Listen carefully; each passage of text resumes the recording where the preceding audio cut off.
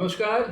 মেরিটেড ওয়েলের নতুন ক্লাসে আপনাদের সবাইকে, যারা ছাত্ররা আছে বা যারা অন্যরা আছে, শিক্ষকরা আছে, তাদেরকে প্রত্যেককে এই ক্লাসে আহ, আপনারা আসুন, আপনাদের আহ্বান। তো আগের ক্লাসে আমরা কথা বলেছিলাম যে ধ্যান কিভাবে মনোযোগকে বৃদ্ধি করে। আমরা আহ, এই সময়ে এই যে আন্তর্জাতিক যোগা দিবস হলো, সেখানে আমরা হেলদি এজিং এর কথা বলেছিলাম। এখন বলেছিলাম যে দুটো অ্যাসপেক্ট আছে হেলদি এজিং। একটা হচ্ছে গিয়ে যে আপনাকে আপনার শক্তিকে কনজার্ভ করতে হবে, মানে সেটা একটা বড় জিনিস। এবং এনার্জি তো আপনি যখন কাজ করবেন তখন এনার্জি খরচা হবে, এক্সশন এবং যে রিনিউয়াল, এই যে রেশিও, এটা যখন ঠিক থাকবে, মানে আপনার রিনিউয়ালটা যখন ঠিক থাকবে, তখন আপনার এক্সশন যতই হয় সেটা আপনাকে স্ট্রেস ফেলবে না এবং আপনার এজিং প্রসেসটা হেলদি থাকবে।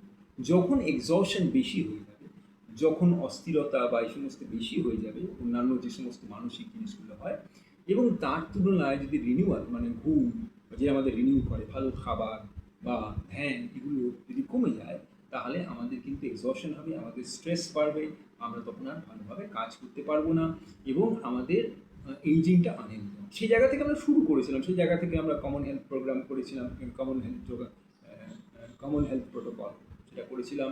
তারপর হচ্ছে বিভিন্ন যোগাসন করেছিলাম, প্রাণায়াম করেছিলাম। তো আজকে আমরা যে বিষয়টায় আসছি সেটা হচ্ছে মন খারাপ। আমাদের প্রত্যেকেই মন খারাপ হয়। মন খারাপ কী কী কারণে হয়? মন খারাপ, বন্ধুর সঙ্গে ঝগড়া হলো মন খারাপ হলো, এক। দুই, পরীক্ষায় খারাপ মার্কস পেলাম, মন খারাপ হলো। তিন, পরিবারের সঙ্গে ঝামেলা ঝগড়া হলো, মন খারাপ হলো। চার, শিক্ষকরা বকলো আমাদের, তখন মন খারাপ হলো। এবার এই মন খারাপ যখন হয়, তখন আমরা খিটখিটে হয়ে যাই, কোনো কিছু ব্যাপারে রাগ হয়, কোনো কথা শুনতে চাই না, মন অশান্ত হয়ে যায়, অস্থিরতায় ভুগি।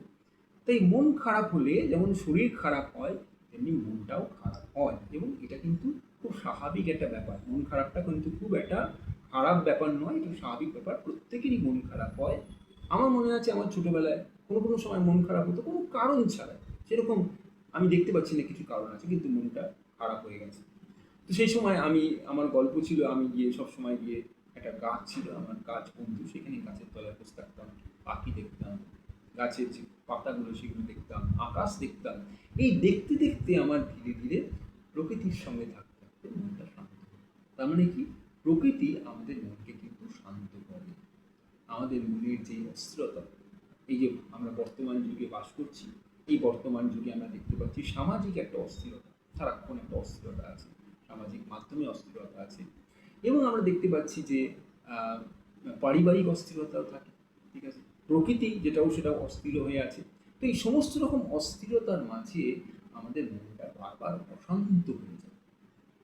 যতই আমি পুষ্টি দিই মনকে, যতই আমি বিভিন্ন মনের পুষ্টি কী দেয়, জ্ঞান, গান করা, মনকে খাওয়ানো দাওয়ানো, পুষ্টি দেওয়া, যেরকম শরীরকে খাওয়াই দাওয়ায় মনকে পুষ্টিও সেরকম কিছু কিছু দিন দেয়। যেমন আমরা যখন গান শুনি তখন মন পুষ্টি পায়, যখন আমরা কোনো বন্ধুদের সঙ্গে খুব খোলা মনে হাসি, মন পুষ্টি পায়। এরকম পুষ্টিকর জিনিসও আছে, কিন্তু যতই মনকে তুমি পুষ্টি দাও, মন কিন্তু পুষ্ট মানে না। তাহলে আমাদের সেরকম কী করতে হয়, যে মনকে, আমরা আগেই বলেছি যে mind is a bad master, it's a good servant, মনকে নিয়ন্ত্রণ করতে জানতে হবে। এই মনকে নিয়ন্ত্রণ, এখনকার দিনে অবশ্য সামাজিক মাধ্যম হয়েছে, সেই সামাজিক মাধ্যমে বিভিন্ন অ্যালগরিদম আছে, সেখানে বিভিন্ন রকম সেন্সেশনাল নিউজকে বড় বড় করে দেখায়। তারপর গেমস আছে যেখানে ঝগড়াঝাটি, মারামারি, এই সমস্ত দেখানো, তাতে মন খুব শান্ত হয়। এবং এগুলো যে খারাপ সেগুলো না, কিন্তু এগুলো যদি আমার মনকে অশান্ত করে দেয়, এগুলো যদি আমার মনকে অস্থির করে দেয়, তাহলে কিন্তু এটা আমার পক্ষে খারাপ হচ্ছে। অনেকের ক্ষেত্রে এটা কোনো কাজই করে না, তারা এটা এনজয় করে, তাদের মন অশান্ত হয়। কিন্তু যাদের মন অশান্ত হয়, তাদের মন অস্থির হয়, তাদেরকে থামাতে হবে, তাদেরকে থেমে, এই যেমন আমরা প্রতিদিন দেহের জন্য, দেহকে ঠিক রাখার জন্য, দেহ যাতে খারাপ না হয় তার জন্য কী করি, আমরা হাইজিন মেনটেন করি, মানে প্রতিদিন স্নান করি, তারপর হচ্ছে গিয়ে প্রতিদিন দাঁত মাজি, প্রতিদিন তারপর আহ, বিভিন্ন জিনিস পরিষ্কার করি, দাঁড়িয়ে দাড়ি পরিষ্কার করি, বিভিন্ন কাজকর্ম করি, খাই দাই, মনকে, দেহকে খারাপ যাতে না হয় তার ব্যাপার।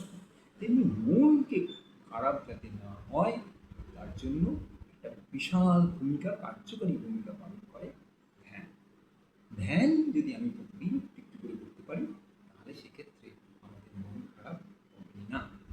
তো আমরা প্রতিদিনই একটু একটু করে ধ্যান করে, যেরকম আমরা দাঁত মাজছি, যেরকম আমরা স্নান করছি, যেরকম আমরা কাপড় কাচ্ছি বা অন্যান্য কাজ করছি, তাকে দেহকে যত্ন নিচ্ছি, সেরকম আমাদের মনকে যত্ন নেওয়ার ক্ষেত্রে ধ্যান কিন্তু খুব কার্যকরী হয়। আরেকটা ব্যাপার হচ্ছে কি, বড় ইম্পর্টেন্ট জিনিস, এই ধ্যান কি হয়, ধ্যান কার্যকারী কি করে হয়, মানে ধ্যান কি করে আমাদেরকে নিজেদেরকে ভালোবাসতে শেখায়। আজকে এই সামাজিক অস্থিরতা, বিভিন্ন রকমের অস্থিরতা, সামাজিক, পারিবারিক এবং আমার যদি দেখা যায় এনভায়রনমেন্টাল বা পরিবেশে অস্থিরতা, এর মাঝে যদি আমরা একটু করে ধ্যান করি, তাহলে কি হয়, মনটা শান্ত হয়। আর তার সঙ্গে সঙ্গে আমরা নিজেদেরকে ভালোবাসতে শিখি। নিজেকে ভালোবাসা কিন্তু একটা বড় গুণ। নিজেকে ভালোবাসতে গেলে আমি নিজেকে যত্ন নেব, আমি নিজের মনের যত্ন, মানে ইনফ্যাক্ট যোগ আমাদেরকে নিজেকে ভালোবাসতে শেখায়।